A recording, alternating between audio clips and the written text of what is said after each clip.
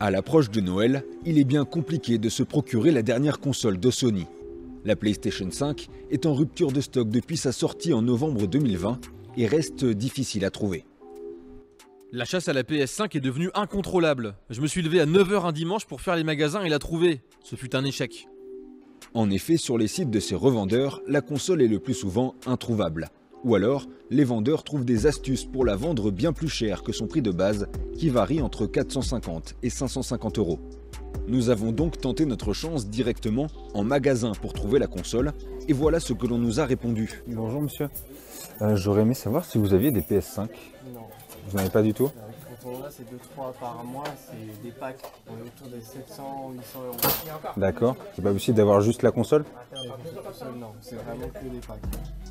Les packs, c'est une méthode que l'on retrouve très souvent lorsqu'il s'agit de la PS5.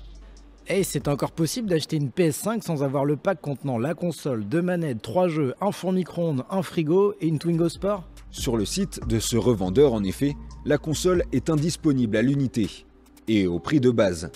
En revanche, lorsqu'elle est intégrée à un pack avec des jeux, voire des télés, on peut l'acheter. Et forcément, c'est aussi bien plus cher. Cette méthode est légale, à condition de respecter certaines règles.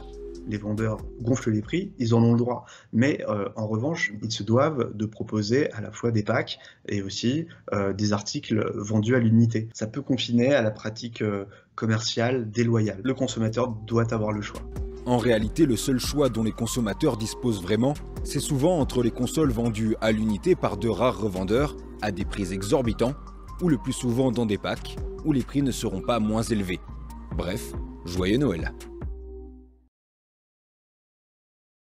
PlayStation